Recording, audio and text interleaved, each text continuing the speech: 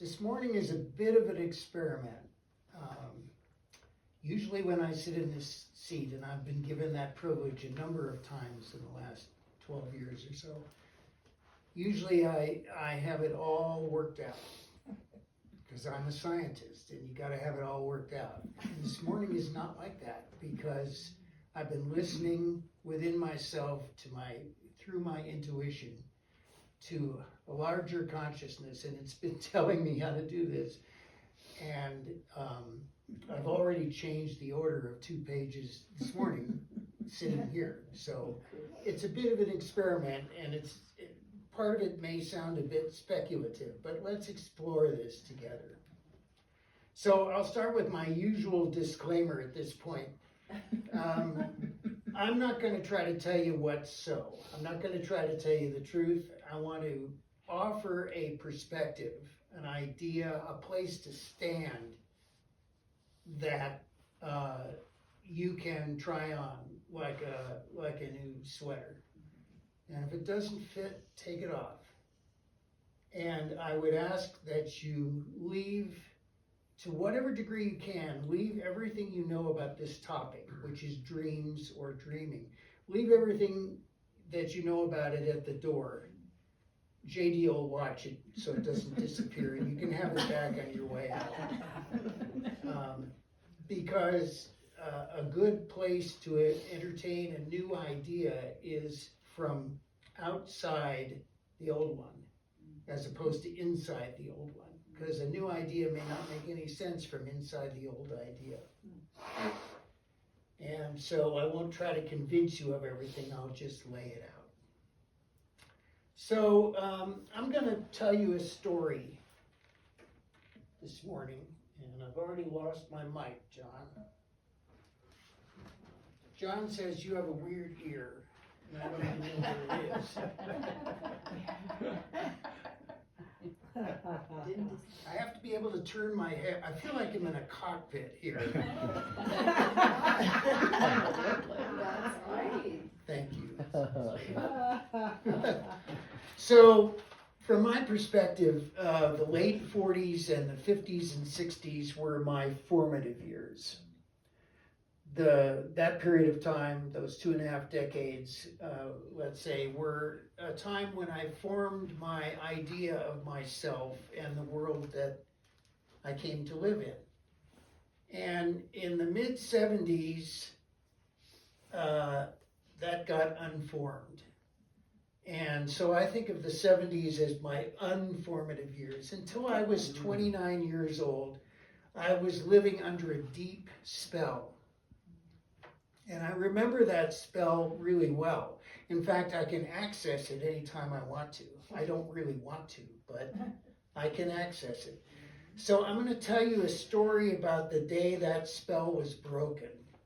And it would be another few decades until that experience began to make sense. Now, some of you have heard this story before, and I apologize no, I don't apologize. Some of you have heard this story before, but once again, I ask that you forget that you heard it before so you can hear it anew. And others of you have not heard this story before. Some of you have read this story.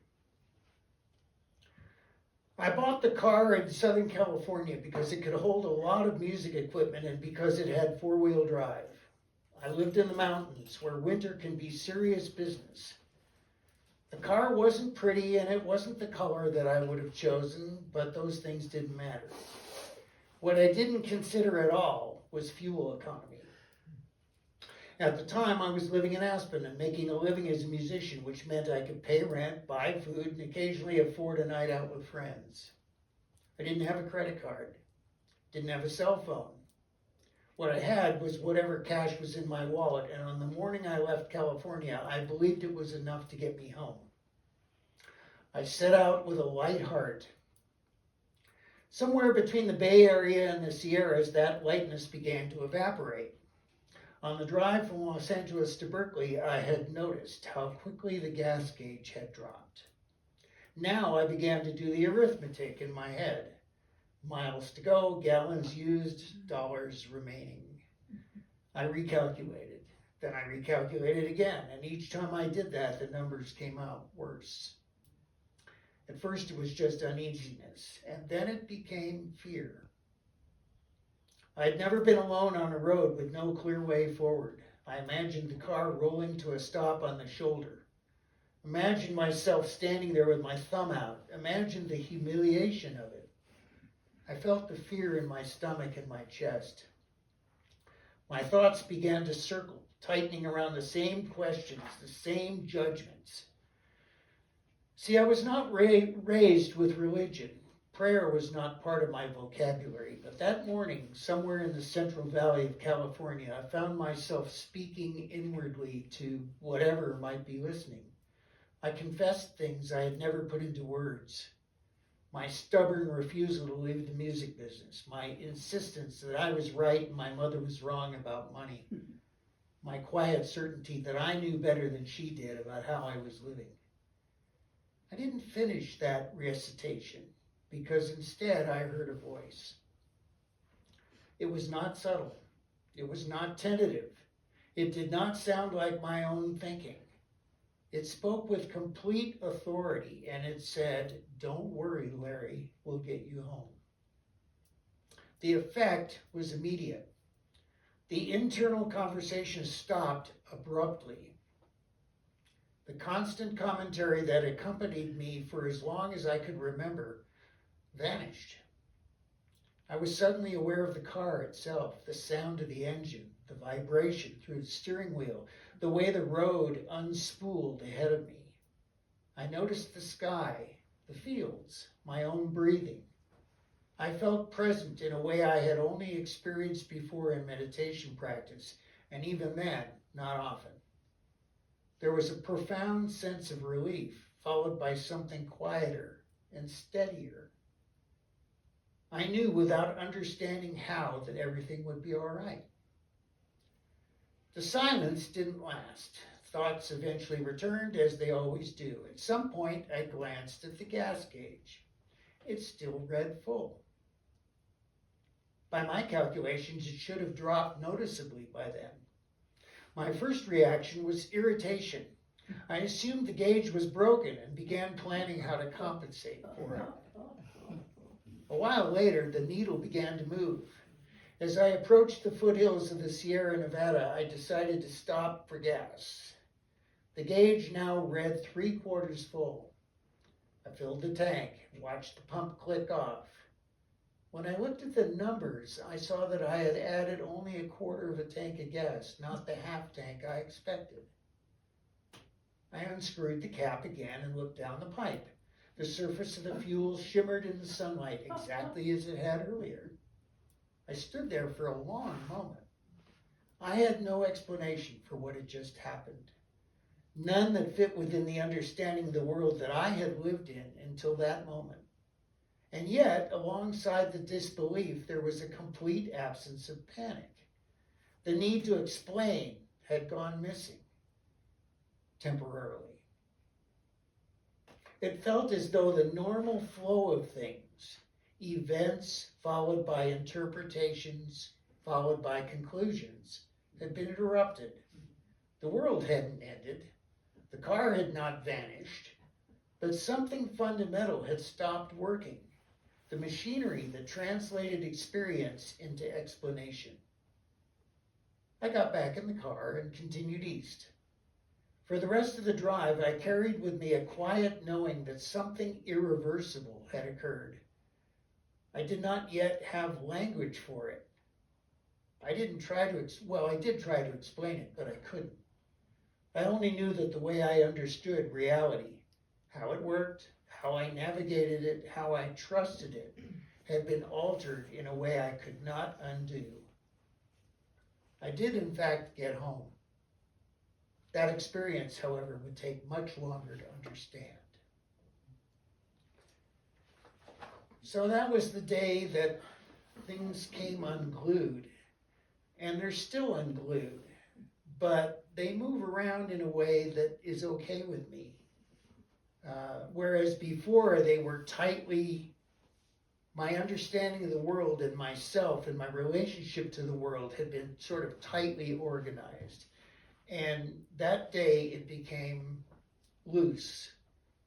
and it's still loose. So, when Golden invited me to sit up here once again, the great privilege that it is, and she asked me what I was going to talk about, I didn't know. And then what came into my mind that day was living the dream. Okay, what am I supposed to do with that? And the voice said, wasn't that same authoritative voice, it was a quieter voice, said, dig deeper. So that's what we're going to do in the next half hour, 35 minutes, something like that. So, what is a dream? A dream is a series of images, thoughts, emotions, and sensations that occur involuntarily in the mind during sleep, serving functions like processing experiences, consolidating memories, and exploring emotions. That's the traditional understanding of dream. Traditional. Okay, what's reality? Reality is the state of things as they actually exist, encompassing the world, facts, and events. Its definition varies from objective, mind-independent existence to subjective perception through senses and interpretation, often explored in philosophy and physics as fundamental truths versus our experience of them, like atoms or information. Now, I read that when I asked for a definition of reality. I'm not sure what that last phrase means, versus our experience of them like atoms or information. That's what it said. AI. Sometimes AI doesn't know what it's talking about, in my opinion. Anyway, that's more or less the traditional definition of reality, the traditional understanding of reality. So now the question that forms this talk is, what distinguishes the two? The crucial distinctions between dreams and reality lie in their stability, physical consistency, sensory input, and our level of critical awareness during the experience. Reality is a shared, consistent experience, while dreams are subjective and often defy physical laws. Again, that's the traditional understanding of the difference between dreams and reality, more or less. One non-human definition of that. So the distinction seems to lie in stability and consistency and the level of critical awareness. Let's explore this difference because the voice told me to go deeper, so that's what we're going to do. So let's really start at basics. Let's start at our perception of reality. And the easiest way, I think, for us to look at our perception of reality is through the sense of sight. I think for me, that's the easiest sense to work with when we're talking about our perception of reality. So you have a light source, and you have an object, and then you have the observer. So the light source, of course, could be incandescent or LED, could be fusion in the sun, so on. The object we all take as real, that the object in this graphic is out there as it is. Whether we're here or not, that object, you can pick an object in this room and you can look at it and it's out there. If you were to vanish, the object would still be there according to the way we understand reality. And then the next element is the observer. That's where we come in. So let's drill down a little more. Let's talk about the physiology of sight. So we have the observer. The input refers to light entering the eye, which is then converted into neural, N-E-U-R-A-L, neural signals that travel via the optic nerve to the occipital lobe of the brain, where visual information is processed and interpreted.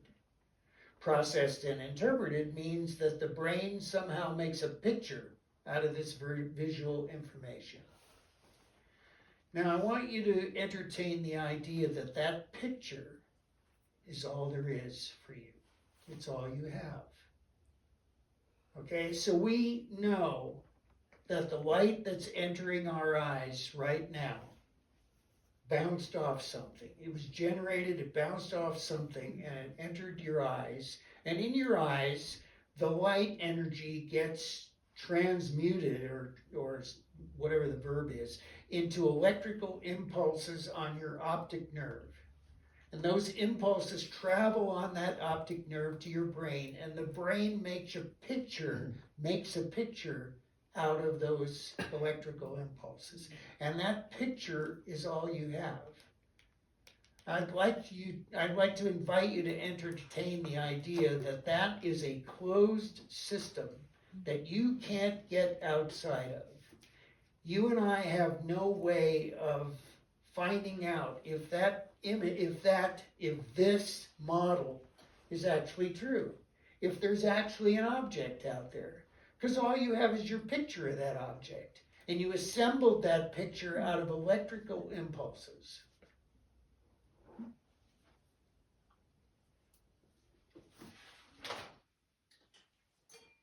Let's sit with that assertion. That's a really important assertion to sit with, that picture is all we have. But we all know that there's a reality, right, out there that's independent of our pictures. We all know that. It's common sense. There's something that's independent of our pictures, vibrations, but we don't have direct access to that. All we have is the pictures that our brains make out of those electrical impulses. And you can transfer that to any of the other four traditionally known senses. It works the same way. It's just vision's easier to perceive that way.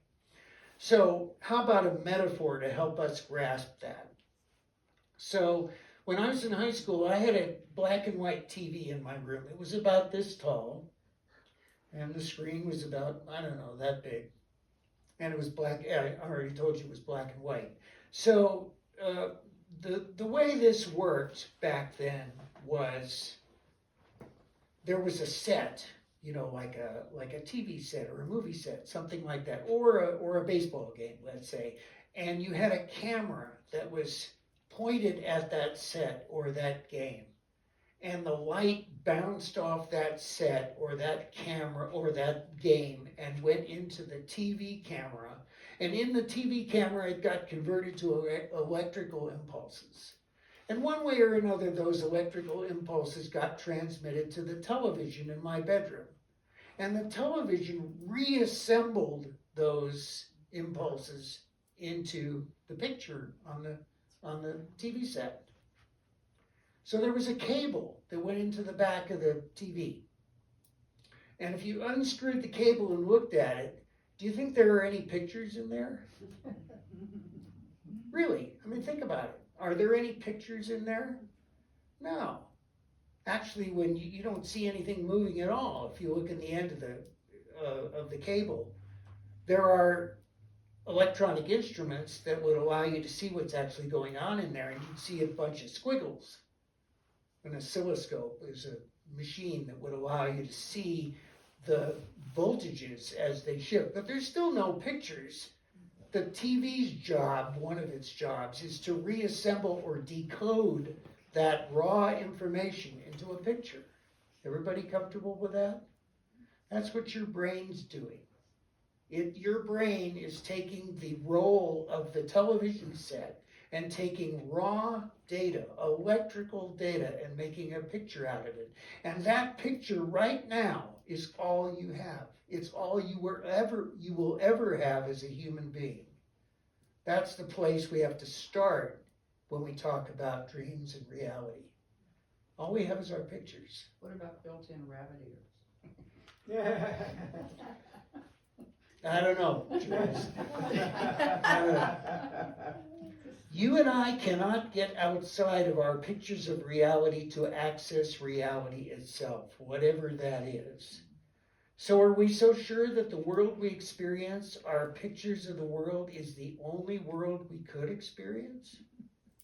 Maybe dreams are other realities, but then why are they so unstable? And why do they feel less real? So now we're starting to get to questions that are useful. Yeah, there's the television metaphor. I'm a little bit behind.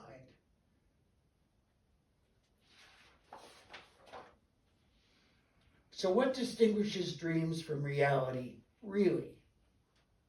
Something within us translates vibrations into multisensory pictures of reality.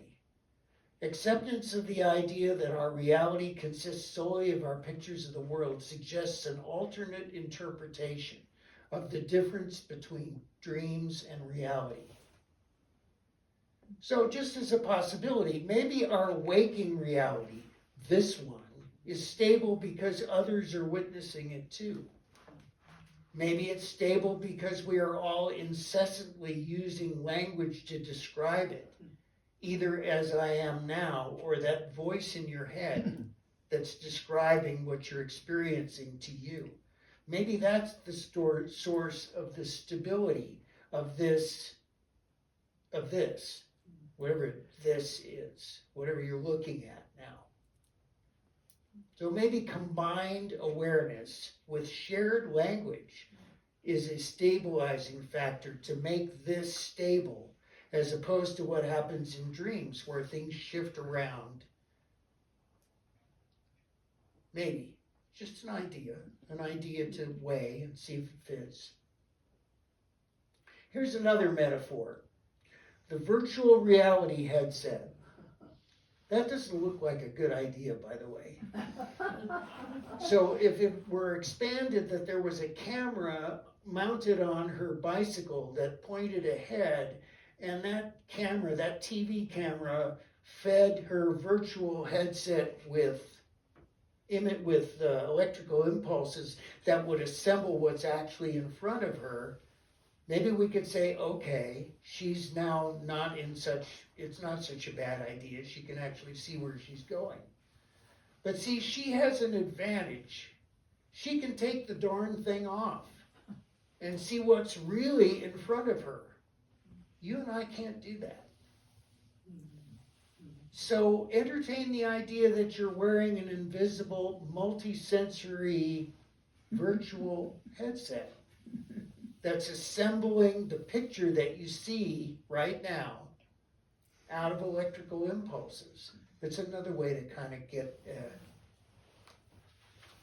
access to that. See, our perceptions act like a lifelong virtual reality headset. The headset translates vibration into pictures. Unlike the case of a virtual reality headset, we can't remove it to verify objective reality. We assume that the world exists independent of ourselves, but the independence of the world may be just that, an assumption. There may be no objective world. I suggest to you that you can't prove or demonstrate that there is. We just assume that. Our culture fed us that idea. We had no choice but to accept it. It works pretty well, but you can't demonstrate that it's true. And there are implications to that. There are implications to the possibility that there is no objective reality. So one of the formative experiences of my life was encountering an author. His name is Carlos Castaneda, and I'd like to ask for a show of hands of anybody who read Carlos Castaneda, either back in the day or more recently or whatever. I read him in the early 70s. I don't remember how I encountered him. I don't remember who turned me on to him. But I do remember being in Aspen in the summer of, 73 or 74, and walking by a bookstore, and, oh, there's a new Castaneda. And the money that I had in my pocket for lunch went to the book instead. I don't remember what I did for lunch, but it was that important to me that I had to have the latest version of his interpretation. So here's something else that I found via AI. In Carlos Castaneda's teachings, particularly in The Art of Dreaming, The dreamer and the dreamed concept explores how dreams aren't mere fantasies, but gateways to other realities, where the conscious self, the dreamer, learns to navigate and interact with these worlds, ultimately realizing that the dreamed world, or even the dreaming body, otherwise known as the double, possesses its own reality, leading to profound self-discovery and freedom from waking world constraints. Sorcerers, or shamans, through rigorous practice like focusing on their hands and dreams, master lucid dreaming to fix their awareness in these other realms, becoming aware that the dream body can be a perfect replica, blurring the lines between waking and dreaming reality. So that's one take. This is probably the most powerful book that I have ever read, and I've read it maybe a dozen times. This is a first edition that I bought back in the day, and I have to treat it carefully or the pages will fall out of it. But I'll give you a paragraph from this book. So the shaman is speaking to Carlos in this story. I told you that I came here to show you something, the mystery of luminous beings as dreamers. You wanted to know about the double. It begins in dreams. The double is encountering your own body in a dream. You wanted to know about the double. It begins in dreams, but then you asked, what is the double? And I said, the double is the self. The self dreams the double. That should be simple, except that there's nothing simple about us. Perhaps the ordinary dreams of the self are simple, but that doesn't mean that the self is simple. Once it has learned to dream the double, the self arrives at this weird crossroad, and a moment comes when one realizes that it is the double that dreams the self.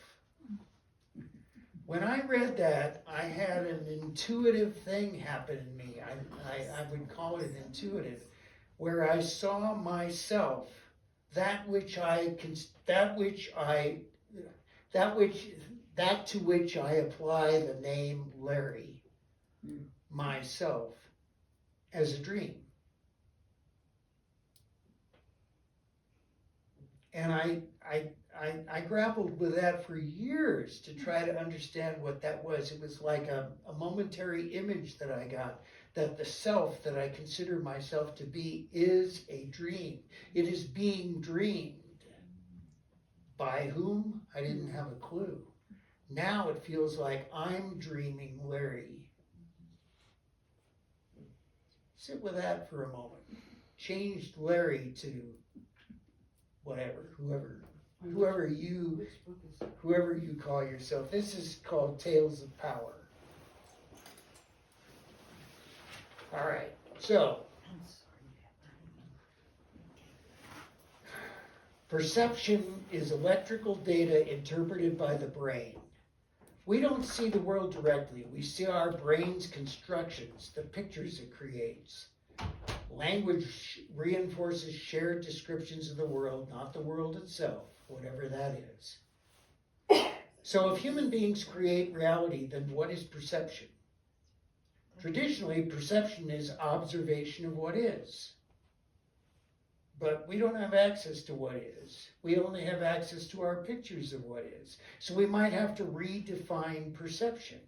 My suggestion is perception is the organizing and interpreting of raw data to create the world we experience.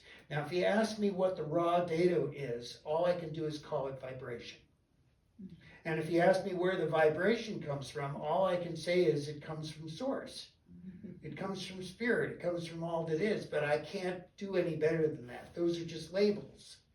You have to experience that within yourself, and you do at some level to some degree. And then we have the observer effect.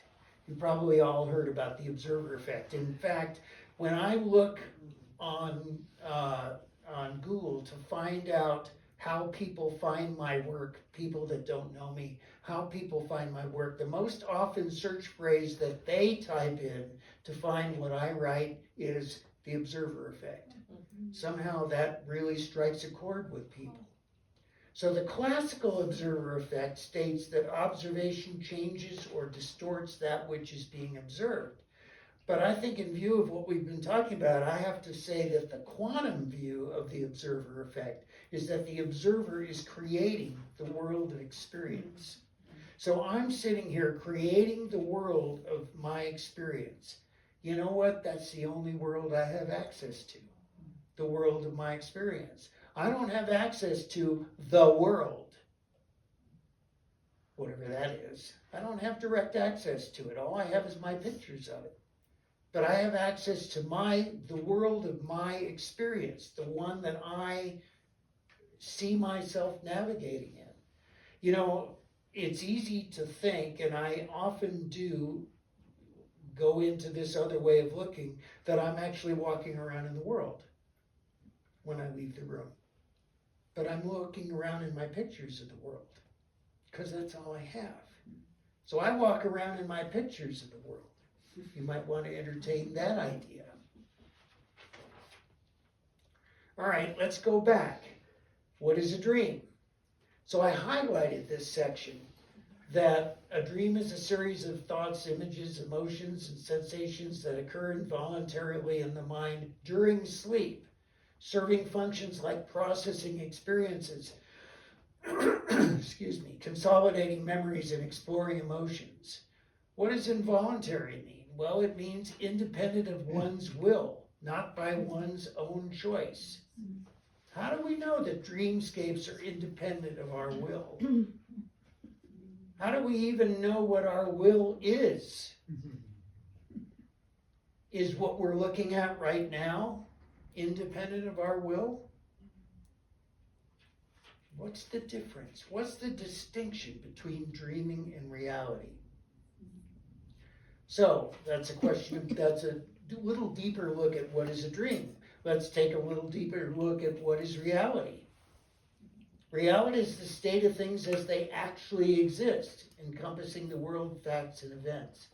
Well, we don't know exactly what actually exists, except if actually exists refers to our interpretation of vibrations to which we're tuned. What is objective mind-independent existence in view of the idea that we're walking around in our pictures of reality and not in the world itself, whatever that is?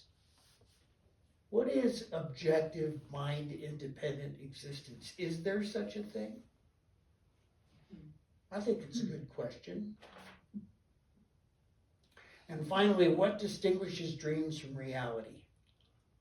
And I highlighted reality is a shared, consistent experience, while dreams are subjective and often defy physical laws. Again, maybe our waking reality, this one, is stable because it's shared. And the combined awareness is the stabilizing factor. Here's a sentence. Maybe stable reality is a product of groupthink. Remember the word groupthink? It was used in a different context. But we've all been trained to think in the same way. Our culture trained us, taught us to think about our reality and the world in the same way. Maybe that's how come we can share this scene in a way that we don't ordinarily share the dreaming scene that we woke up from this morning. Although in this book and the others that Carlos wrote and many other books, there is such a thing called shared dreaming. He tells stories about that. I was captivated by those stories. Wanted to learn how to dream that way. Well, spoiler alert, that hasn't happened yet, but that's okay. I'm only 80 after all. So, again, let's go deeper. This is from ChatGPT. Say it right off the bat. Why are dream objects different from waking objects? In waking life, objects are assumed to exist independently of us. Assumed. We encounter them through our senses, and symbols are layered on top of those encounters. So we have symbols for objects, like words, like table. Table is a symbol that points to this in this context. Words are symbols. So we have symbolism that relates to the world of objective experience. Now let's look at dreams. In dreams, there's supposedly no external object. Everything that appears is generated within consciousness itself.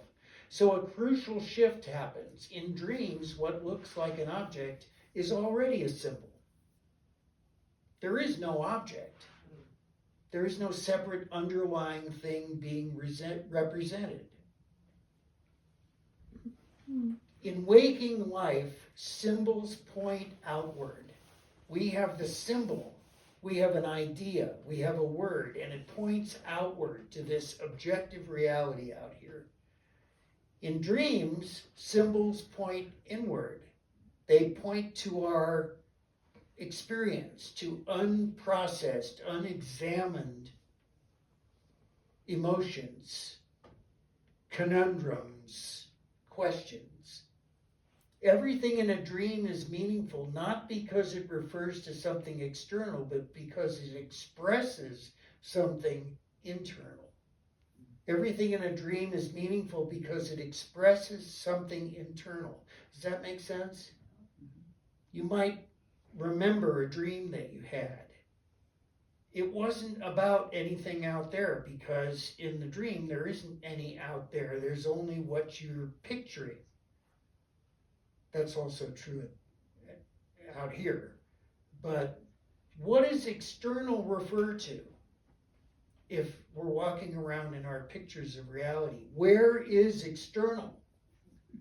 What does external mean if you and I are walking around in our pictures of reality, in our pictures of the world, as opposed to walking around in the world? Well, then external is an idea. It can't be anything else. It can't refer to any objective reality from this perspective that there isn't any. External has to be an idea. It has to be a way of, in one of my other talks here, I gave you the metaphor of the planetarium. If you want to see if you want to understand how the solar system works, how it moves, you can talk about it, you can read about it, but it's really nice if you can lay back in that cushy chair in the planetarium and watch how it works. Mm-hmm. It's a projection onto the inner surface of a dome, right? Mm-hmm. Well, what if we're projecting? What if when you're looking out through your eyes right now, what if you're projecting something that's really abstract out into physical reality so that you can see it, so that you can deal with it, so that you can explore it? That's what we do in dreams, right? We want to explore. Another show of hands. How many people have had a lucid dream? Does anybody not know what a lucid dream is? Okay, so let me tell you really briefly about my lucid dream. I only ever had one that I remembered. I had a recurring dream, a very upsetting dream, in which I was naked in a public place, completely exposed. This is, when you read about it, you find out that this is very common. And I had that dream over and over again, and it was so uncomfortable. It was so embarrassing to be naked in a public space. And the last time I had that dream, it was just like that, except I thought, wait a minute, I'm dreaming. Mm-hmm. And I was instantly in a car driving away from that scene. I was still naked, but nobody could see me because I was in a car driving away from that scene. That's a lucid dream. Maybe this is a lucid dream. Just consider the possibility that this is a lucid dream, that this is exactly like that, except it's stable. And it doesn't shift like that instantly. And we already talked about what might contribute to the stability other than external and objective, which we've just talked about as maybe not being real.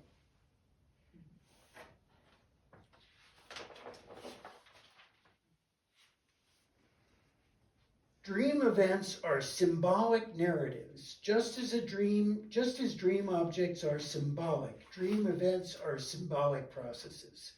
An event like being chased, falling, missing a flight, losing one's voice is not something happening in a physical sense. Instead, it symbolically enacts fear, loss of control, anxiety about opportunity, or inability to express oneself. Dreams don't explain these states conceptually, they dramatize them. Again, entertain the possibility that's what you're doing right now. You're dramatizing these states, these emotional inner states.